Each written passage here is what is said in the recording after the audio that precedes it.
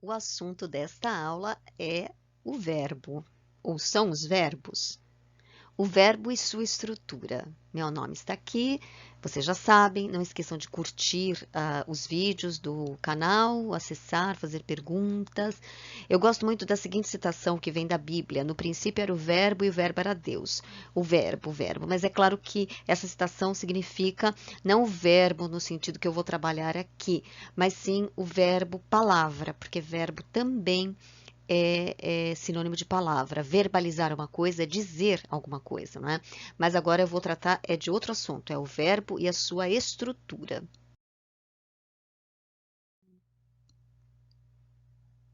Bem, aqui nós temos um exemplo de verbo, o verbo jogar. E aí vocês viram que eu separei jogar. Por quê? Porque nós vamos analisar, esse é um verbo, né? Um verbo que está no infinitivo. O que é um verbo no infinitivo? É um verbo, eu costumo dizer, na sua forma mais pura. Como assim? Um verbo sem conjugar, é o verbo no seu estado puro, latente, ou seja, que tem, que guarda todas as possibilidades, ele não foi conjugado ainda. Bom, aí nós podemos dividir o verbo em uma das partes que compõe o verbo é o radical, que nós chamamos de radical. O que é radical? Radical vem de raiz. Aí você imagina, faça a analogia com uma planta, a raiz de uma planta. O que é a raiz de uma planta? É aquilo que se fixa no solo, é a parte que se fixa no solo. Então, teoricamente, radical é a parte fixa do verbo, aquela parte que não muda, aquela parte que é a referência, né? Como numa planta. Qual que é a referência da planta? A raiz, porque você pode cortar os galhos, as folhas, as flores, enfim, aquilo que é fixo, que se agarra, é a raiz. Daí o nome de radical para a parte que, teoricamente, tá, 90% talvez das vezes, é a parte fixa, imutável do verbo. Vocês já vão entender por que que é teoricamente, porque tudo em língua é assim, teoricamente, né? Aí a terminação, então a gente tem o jog, que é o radical, que é a parte que não muda, e a terminação do verbo, que se compõe da letra A e da letra R. Bem, a letra A é o que a gente chama de vogal temática. Os verbos eles podem terminar em português em ar, ir, or. A vogal temática vai nos dizer se o verbo é de primeira, segunda ou terceira conjugação. É na ordem A, E, I. A, primeira conjugação, E, segunda conjugação e terceira conjugação. E aí tem os verbos em or, que terminam em o, or, são também de segunda conjugação, porque em latim eles pertenciam aos verbos de segunda conjugação, eles terminavam em er. Bem, e aí eu tenho a terminação R, que é a terminação do infinitivo. Agora, por exemplo, jogávamos, eu tenho um verbo conjugado, como vocês viram, a raiz é jog, né? Jog, que permanece imutável, entre aspas, e aí a gente tem ava, que é uma terminação que vai me indicar o modo em que está e o tempo em que está esse verbo. É o que a gente chama de desinência modo temporal. O que que é desinência? É aquilo que vai depois do radical. Desinência é aquilo que se coloca depois. Essa desinência ava vai me indicar o modo que está no indicativo, e o tempo, que é um passado, no caso, pretérito imperfeito. E o mos, essa terminação mos, vai indicar a pessoa e o número. É por isso que se chama desinência número pessoal. Número é o quê? Singular ou plural. E pessoal é a pessoa, a primeira pessoa, a segunda pessoa, a terceira pessoa do singular ou do plural. No caso, é a primeira pessoa do plural. Nós jogávamos. Primeira pessoa porque é eu e outras pessoas. Uma porção de eus juntos é eu com eu com eu com eu, vários eus, é o nós, né? Então, é isso. Essas são as partes que compõem o verbo radical e as terminações. As terminações que são as desinências, né? E dentre essas desinências, a vogal temática, que pode ser A, E, I, e também O, por exemplo, propor, né? Or. Só que or encaixa-se, os verbos terminados em or encaixam-se na classificação de segunda conjugação, como eu já expliquei em vídeos anteriores.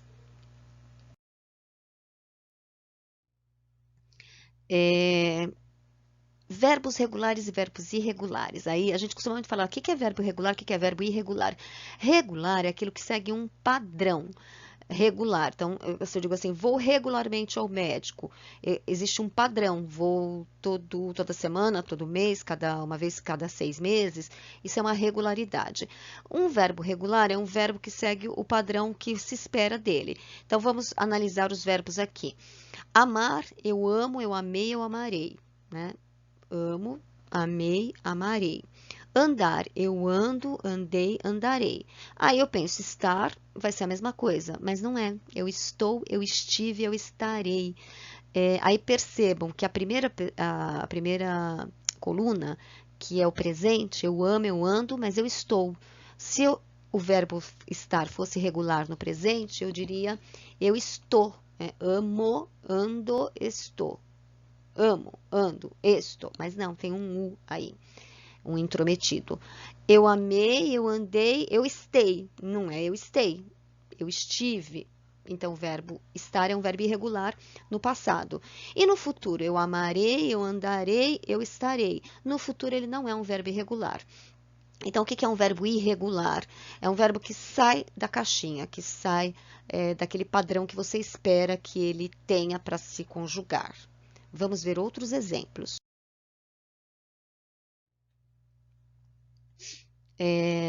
Verbos regulares, verbos irregulares. Aqui eu tenho uns exemplos mais interessantes. Aprender, aprendi. Entender, entendi. Comer, comi. Beber, bebi. Fazer, fazi. Não. Isso é o que a criança faz. É assim como a criança conjuga. Quando ela está aprendendo a falar a língua, no caso materna, português, ela faz essas associações, né? Ela raciocina, porque ela não está errando simplesmente, ela está raciocinando. Se é aprender, ela escuta os adultos. Aprender, aprendi. Entender, entendi. Comer, comi. Beber, bebi. Fazer, fazi. Querer, queri. Dizer, dizi. Trazer, trazi. Poder, podi. Não, não é assim. Por quê? Porque esses verbos que estão aqui em português riscados, né, em espanhol tateados, são verbos irregulares. Então, não é eu fazer, eu fiz, eu quis, eu disse, eu trouxe, eu pude. Daí eu vejo que eles são verbos irregulares no passado, neste caso, no passado. Né? Estou dando apenas alguns exemplos, não estou analisando se eles são irregulares em outros tempos verbais. Estou dando um exemplo porque são verbos muito usados e principalmente no passado a gente usa. Então, o que é um verbo irregular? O verbo que sai do padrão dos demais. Geralmente a gente usa como padrão o verbo amar, qualquer outro, comer, correr e partir, que são verbos regulares em todos os tempos verbais. Aí os verbos que não se conjugam como, que não seguem esse padrão, são o que a gente chama de verbos irregulares, tá? E um mesmo verbo, ele pode ser irregular num tempo e em outro não, pode ser irregular em vários tempos, depende. Depende do quê? Quem é que resolveu que o verbo ia ser irregular? Não foram os gramáticos. Os gramáticos, eles simplesmente estudam essas irregularidades e as classificam dentro de uma certa normalidade, né? O irregular dentro de uma normalidade. Quem fez essas irregularidades fomos nós mesmos, falantes, ao longo da evolução da língua, né? Quando nós inventamos a língua e fomos transformando-a de acordo com os lugares por onde íamos, ou passávamos e etc. Bem, vamos continuar. Verbos regulares, verbos irregulares. Aí, como eu dizia, aprender, aprenderei, entender, entenderei, comer, comerei, beber, beberei, fazer, fazerei, farei. Viram que é outro tipo de irregularidade? Aqui é o futuro do indicativo. E aí, qual é a característica da conjugação do futuro? Eu pego o verbo no infinitivo e acrescento uma terminação de futuro. Aprender-ei, entender-ei, comer-ei. A forma, existe uma outra forma também de falar que é mais antiga, que mais culta talvez. Hei de aprender, hei de entender, ei com H, hei de atender, hei de entender, hei de aprender. E esse ei passa para trás sem o H, evidentemente. Aprender, ei. Entender, ei. Comer, ei. Beber, ei. Fazer, ei. Farei. Porque existe uma síncope, acontece uma síncope. O verbo se irregulariza, entre aspas, acontece uma irregularidade dentro do verbo, e aí uma síncope corta uma sílaba do meio, farei. Dizerei, não, direi. Então, esse é outro tipo de irregularidade que tem alguns verbos, nem todos. Verbos regulares, verbos irregulares. Partir, presente, parto. Partir, parto. Pedir, peço. Ouvir, ouço. Então, partir é um verbo regular. No presente, eu parto. Pedir, não é eu pedo, por exemplo, eu pedo, sei lá, eu. Ouvir, eu ouvo, eu ouço, eu peço. Então, são verbos irregulares no presente. Comer é um verbo regular, eu como. Então, eu conjugaria os demais como ele. Eu como, como modelo, né? Eu como, eu vejo, eu trago. Perceberam como os outros dois, ver e trazer, que terminam em er, não se conjugam como comer, porque eles são irregulares. Então, o que é o verbo irregular? Ele não segue um padrão daquele verbo normal. Porque o normal é que, é só você pensar, a criança aprendendo a falar, a maneira como ela fala é a maneira regular, porque ela vai pelo raciocínio lógico, não é? E aí é quando ela erra, porque aparecem os verbos irregulares. Slide. Agora vamos fazer uma aplicação prática. Ontem não trouxemos os dicionários para a aula, porque não quisemos. Ontem não trouxemos porque não quisemos. Em que tempo está este verbo? Aí eu analiso. Aliás, estes verbos são dois. Não trouxemos porque não quisemos. Em que tempo está? Ontem. Já tenho aqui uma indicação de tempo, que é o ontem. Não trouxemos porque não quisemos. E são dois verbos irregulares, que é trazer, são trazer e querer. Se eles fossem regulares, se conjugariam como, por exemplo, comer. Ontem não comemos, não trazemos. Mas não é assim. Ou não enfim. Não é assim. Pretérito perfeito. Porque o que é o pretérito perfeito? Pretérito perfeito é aquele que aconteceu e acabou. Trouxemos, quisemos. É papum. Lembram? Se não lembram, vão lá assistir o vídeo sobre tempos do modo indicativo, tá? Em que pessoa está? Como é que eu sei em que pessoa está? Bom, eu sei em que pessoa está porque eu uso a língua, sou falante da língua, né? Eu sou usuário da língua. Portanto, estou acostumado acostumada com esta conjugação, com este uso, mas como é que eu ensinaria uma pessoa que não é falante nativa da língua? A terminação mos é o que indica a pessoa, né? Primeira do plural, que pessoa, primeira pessoa do plural, porque a desinência mos, trouxemos, quisemos, em português, indica a primeira pessoa do plural. Aí você vai pensar assim, mas que coisa idiota, né, para um falante nativo. Talvez sim, talvez não. Pense no inglês não tem essas desinências. No inglês, eu costumo dizer que I work, you work, todo mundo work, né? Eu trabalho, você trabalha, ele trabalha, nós trabalha, eles trabalham, todo mundo trabalha. Quer dizer, o inglês, a língua inglesa não tem declinação, não tem conjugação. Claro, eu sei que a terceira pessoa leva o S do singular, né? Mas, assim, grosso modo, você pode ver que não varia, né? Não varia. Em português, sim, varia. Então, como é que um falante do inglês, por exemplo, vai determinar em que pessoa estão esses verbos? Pela desinência mos. Mos indica que é nós, né? Que somos nós. Que a pessoa é nós. Seguinte slide. Sempre falamos com o porteiro antes de entrar. Em que tempo está esse verbo? Eu quero dizer o falamos, né? Porque entrar está no infinitivo. Presente ou pretérito perfeito? Porque falamos pode ser presente ou pretérito, ó. Como é que eu sei? Como é que eu sei? Pelo contexto, porque para tudo tem que ter um contexto. Nada tem sentido se não estiver dentro de um contexto. Nada, absolutamente nada.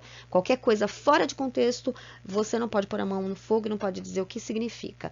Tem que haver um contexto. Se alguém te perguntar o que significa tal coisa, qual é o contexto, tá? O contexto é tudo. Presente, porque sempre, como eu estou dizendo, sempre falamos com o porteiro antes de entrar, esse sempre indica que é sempre, ou seja, que não é ontem falamos com o porteiro, percebeu? Então, alguns verbos coincide o passado com o presente, a forma do passado coincide com a do presente, tá? Por exemplo, eu comi, eu como, passado eu comi. Nós comemos, nós comemos. Nós comemos, todos os dias comemos feijoada. Ontem comemos feijoada. É a mesma forma. Então, como é que eu sei? Comemos é passado ou é presente? Depende do contexto. Pessoa, em que pessoa está?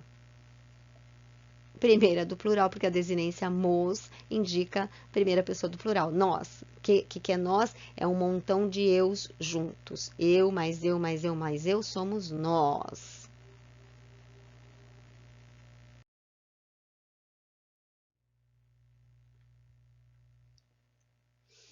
Se eles pudessem, viriam mais cedo. Aí temos dois verbos, pudessem e viriam. Primeira, segunda ou terceira conjugação. Agora eu estou perguntando sobre os verbos, sobre a conjugação, se eles são de primeira, segunda ou terceira conjugação, que foi o que eu abordei no início, né? Se eles pudessem, viriam. Eu já sei que a pessoa é eles, né? Eles é o quê? Terceira pessoa do plural, porque é eu, tu, ele, nós, vós, eles. Eu, tu, ele. Nós, vós, eles. Primeira, segunda, terceira, do singular e do plural. Mas que verbo que é esse? Pudessem, verbo poder. E viriam, do verbo vir. Então, pudessem é do verbo poder, segunda conjugação. E viriam é do verbo vir, terceira conjugação. Acertou? Em que pessoa? Aí eu dei spoiler, né? Falei já. Em que pessoa? Terceira pessoa do plural. Em que tempo? Em que tempo? Agora eu tenho dois verbos, um está relacionado ao outro, né? Se eles pudessem, viriam. Se eles pudessem. Esse se pudessem indica uma condição. Toda vez que eu tenho um se com uma condição que ainda pode se realizar, que não se realizou, mas ainda existe uma possibilidade de realização, é o tempo imperfeito do subjuntivo. E o viriam é o futuro do pretérito, do indicativo, tá? Porque não tem futuro do pretérito do subjuntivo. Então, pretérito imperfeito subjuntivo é o que indica a condição. Se pudessem, se soubessem. E o viriam é o futuro do pretérito. Por que é futuro do pretérito? Porque eles não virão. Se pudessem, viriam. Eles podem, não podem, então não virão. Se pudessem, viriam. Ainda é possível que eles possam? Sim, é possível. Aí é possível que eles ainda possam vir. Não ficou completamente descartada essa possibilidade. Era isso que eu tinha para falar neste vídeo. Se entenderam, curtam. Se não entenderam, curtam também, tá? E se quiserem fazer alguma pergunta, façam alguma pergunta que oportunamente eu responderei. Até a próxima!